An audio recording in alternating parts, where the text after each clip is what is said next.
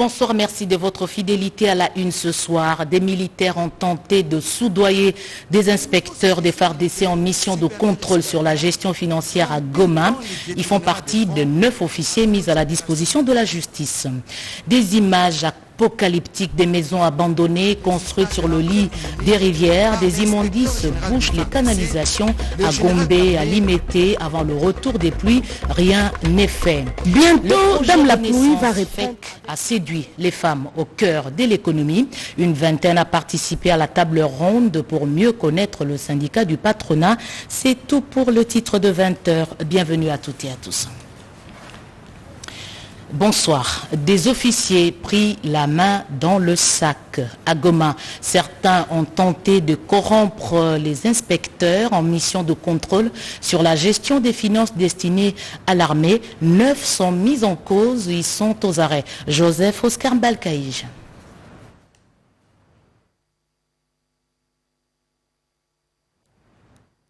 Des fonds alloués aux opérations militaires dans la province du Nord Kivu sous état de siège.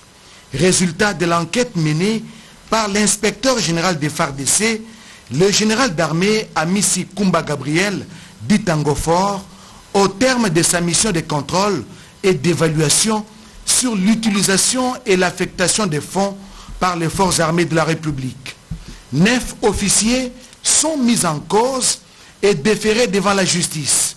Certains parmi eux ont tenté de soudoyer l'équipe des inspecteurs conduite par le général d'armée Amissi Kumba Tangofor, tel qu'elle indique ici les porte-paroles de l'inspectorat général des FARDC, le major Belodjeri. Et en bref, les résultats, il y a 9 officiers militaires, des officiers supérieurs qui sont impliqués dans l'histoire des détournements de fonds publics.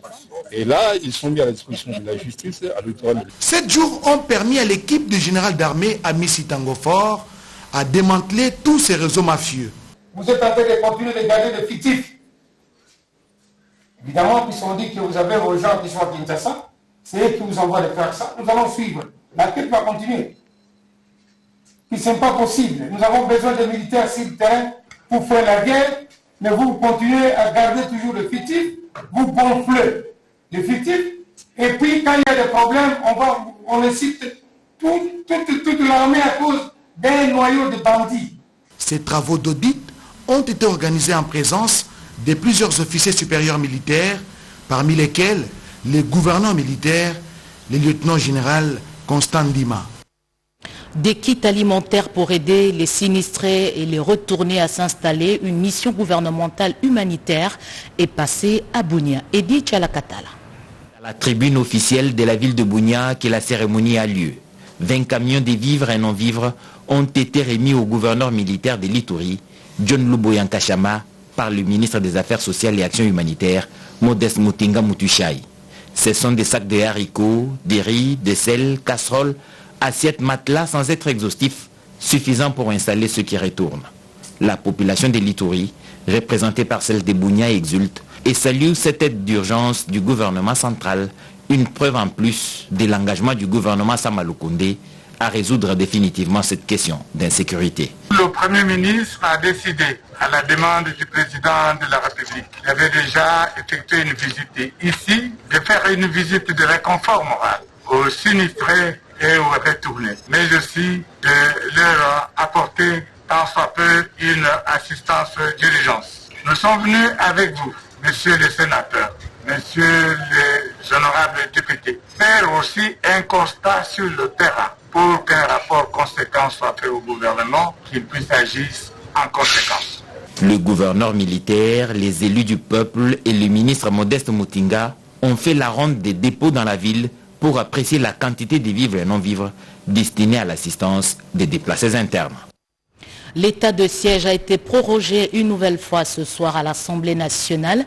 Avant le vote, certains élus nationaux avaient exigé son évaluation. Maintenant que c'est fait au niveau de la Chambre basse, le texte est renvoyé au Sénat pour le même exercice.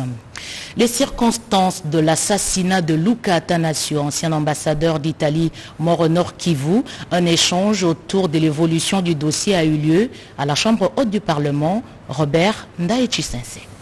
2021, les images de l'assassinat de l'ambassadeur italien Luca Attanasio à l'est de la République démocratique du Congo avaient fait le tour du monde et choqué les consciences humaines.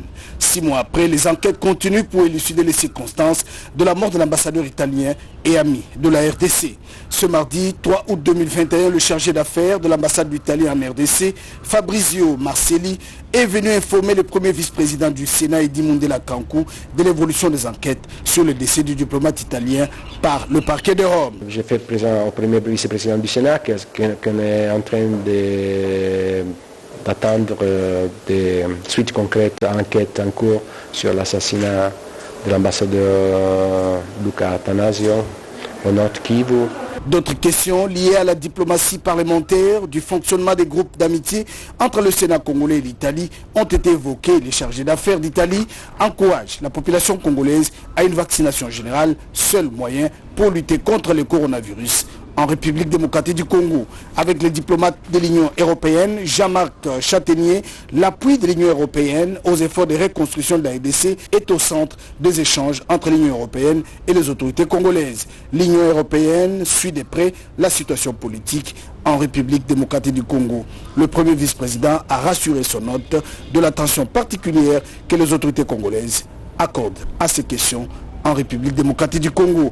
Dans les tout prochains jours, a dit Jean-Marc Châtaignier, un lot important de vaccins dans le cadre de l'appui COVAX sera déployé en République démocratique du Congo pour permettre la vaccination générale de la population congolaise. Je peux vous confirmer effectivement que l'Union européenne continue à appuyer le mécanisme COVAX et que très prochainement des dizaines de milliers de doses, voire des centaines de milliers de doses de vaccins vont arriver et vont pouvoir bénéficier à la population congolaise. Un arrangement est en étude pour trouver comment apurer la dette croisée de l'État vis-à-vis de la SNEL et de la Régie des eaux par les régies financières.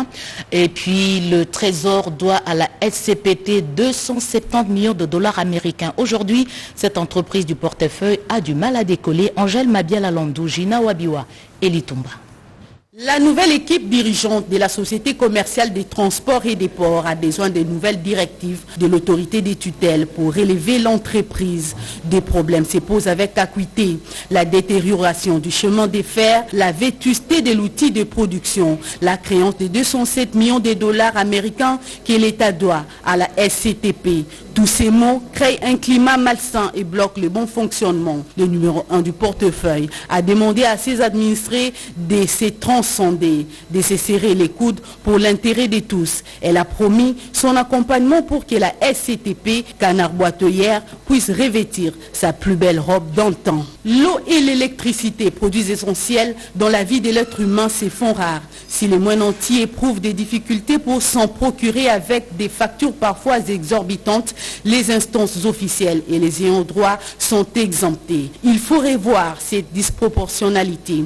Les régies financières dont la DGDA, la DGI et la DGRAD et les deux entreprises concernées réfléchissent sur la possibilité d'apurer la dette de l'État au profit de la Régie des eaux et la SNEL par les croisements des titres émis par les deux sociétés. Dans cette optique, la tutelle pense déjà à la suppression de cette rubrique des ayants droit à la gratuité. Les femmes d'affaires sont victimes d'une concurrence déloyale, notamment sur le marché de l'industrie textile. Elles l'ont dit au cours d'une table ronde organisée dans le cadre du projet Renaissance FEC. Ces femmes ont décidé d'adhérer à ce syndicat du patronat. Pompon Umbalandou. Elles sont chefs d'entreprise. Parmi elles, de jeunes pousses ainsi que des expérimentés qui brassent des fortes sommes d'argent.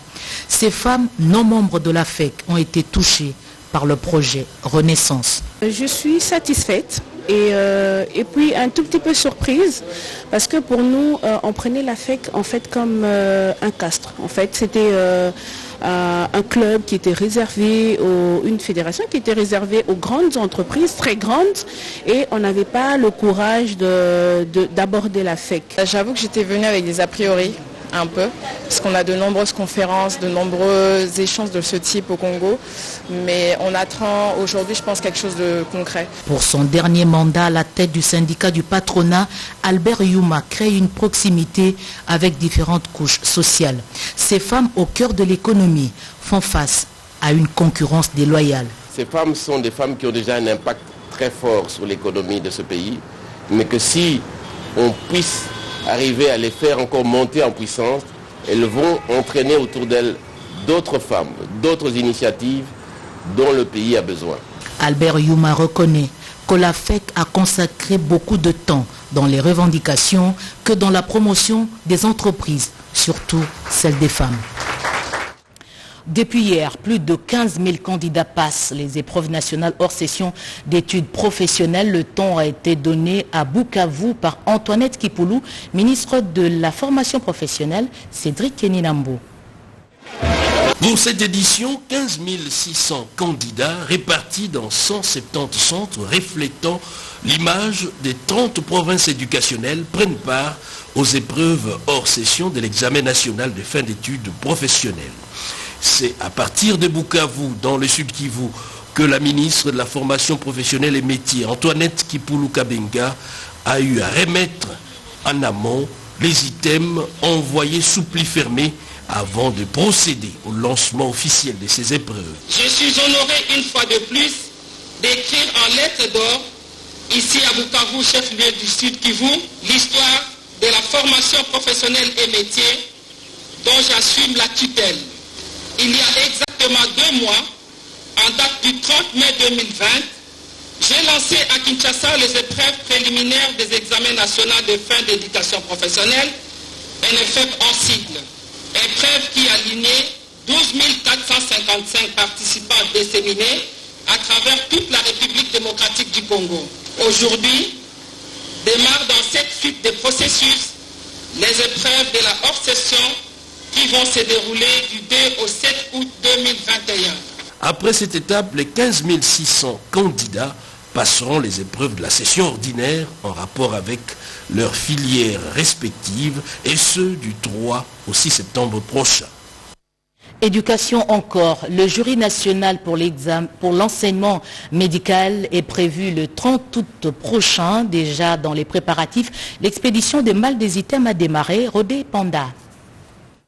Le jury national pour les instituts d'enseignement médical et instituts techniques médicaux sera lancé le 30 août prochain. Près de 8000 élèves finalistes en sciences de santé sont ainsi attendus aux épreuves de ce jury sur toute l'étendue du territoire national, selon le secrétaire général à la santé Pierre Locadi. Tout est fait prêt aujourd'hui pour organiser ce jury national.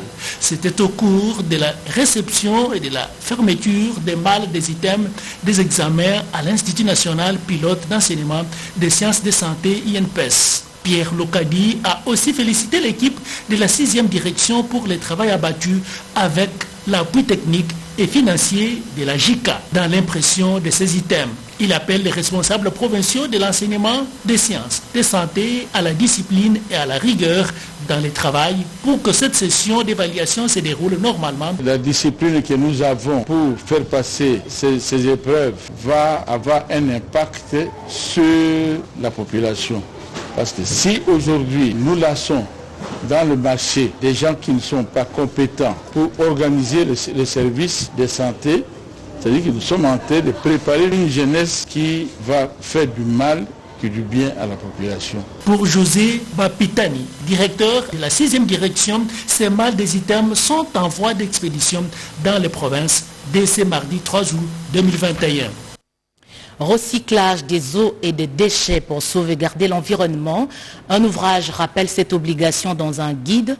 L'œuvre est de Dignité Bouiza, nom de l'auteur. Cette œuvre a été portée sur le fonds baptismaux. Guide environnemental des sociétés opérant en RDC, c'est un nouvel ouvrage qui va enrichir les bibliothèques et les connaissances de plus d'un Congolais.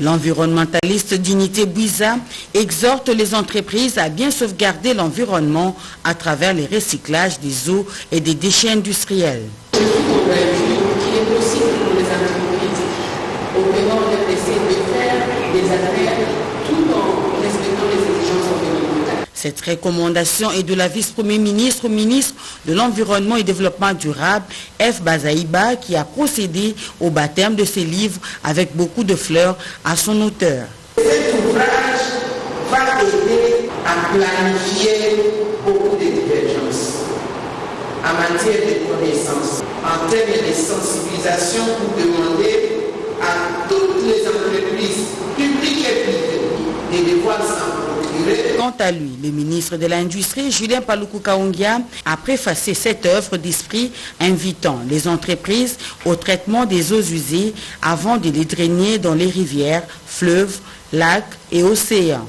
Cet ouvrage interpelle les sens et responsabilités de tous les acteurs économiques et industriels face aux dangers que représentent leurs activités. L'auteur considère son œuvre comme une lanterne sur la voie des entrepreneurs qui opèrent en RDC. La pression exercée par les FARDC sur les groupes armés est appréciée par la population de Beni. Jason Katia Mouiwa, élève de Beni, l'a fait savoir au cabinet du chef de l'État. On l'écoute après un échange avec Chantal Molop, conseillère spéciale du président de la République. La présence était une rencontre avec la main droite du président de la République pour lui parler de ce qui nous a amenés à Kinshasa et demander sa contribution dans la lutte pour la pacification de la paix dans notre milieu. Puisque vous savez, l'Est de la RDC est dérangé par beaucoup de problèmes de sécurité. Cette volonté que le président est en train d'exercer sur le terrain, mais aussi l'intervention des conséquences qui sont liées à cette sécurité, parce qu'il n'y a pas que la mort. Il y a aussi les violences, comme elle est à charge des violences basées sur les genres. Il y a aussi des conséquences qui sont liées aux autres domaines comme l'éducation et la vie normale dans les milieux écossais. En fait, notre compréhension est que la conseillère spéciale du chef de l'État est beaucoup généreuse et beaucoup plus active à aider les jeunes qui développent les capacités pour contribuer quand même, ne fût-ce que le tout petit peu au changement. Puisqu'il nous a promis nous accompagner, quelles que soient les difficultés auxquelles nous serons confrontés, en train de passer cette lutte. Mais aussi, elle va nous tenir sa main, pourvu que nous soyons en sécurité et que nous puissions bien jouer notre rôle de défenseur des droits de la femme et des jeunes dans notre communauté, mais aussi des personnes qui sont à charge de plaidoyer pour notre communauté qui est vulnérable. C'est le meilleur moment pour curer la rivière Mombele afin de donner un passage à l'eau avant le retour des pluies. Les habitants de ces quartiers de la commune de Limete, ici à Kinshasa, redoutent les dégâts. Ils lancent un appel. Nadine Yangou. Bientôt, Dame la pluie va reprendre avec son cortège de malheur. L'assainissement des rivières et ruisseaux qui traversent les différents quartiers et communes de la capitale constitue un véritable casse-tête pour certaines constructions. Ce constat est souvent visible après les pluies diluviennes qui s'abattent sur Kinshasa. Les habitants de parcelles riveraines dont les quartiers Mombele et Mososo dans la commune de Limete en payent les frais. Inondations des rivières qui sortent de leur lit, les conséquences sont énormes. Des maisons abandonnées et des maladies d'origine hydrique charriées par les rivières. Le paysage est parfois apocalyptique. L'année passée, le niveau d'eau était à 1,70 m. Cette année, ça sera à 2 mètres.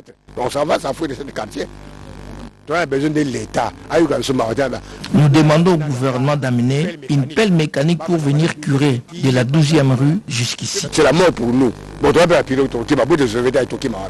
Les problèmes na biso ezali président Félix tosengi ont récompensé biso na bitumba. La majorité de la population qui habite ce coin a massivement voté pour le président Félix Tshisekedi. Nous attendions qu'il nous récompense en construisant un canal ici pour éviter les inondations régulières. Toutes les parcelles riveraines ont déplacé les bornes. C'est ce qui occasionne très souvent ces inondations à la tombée des pluies. Après 3 à 4 ans, le comme bota. OK, tu le bota kate. Cette situation interpelle les autorités, les cas de figure des communes à mettre le mécanisme d'assainissement régulier et curage de ces rivières et ruisseaux qui serait indispensable pour éviter les drames à chaque pluie. Merci Didier Amissi pour ces images. Le personnel de l'Office congolais de contrôle de Boma dans le Congo central salue le changement intervenu à la tête de leur entreprise avec la nouvelle mise en place. Ils ont fait une déclaration.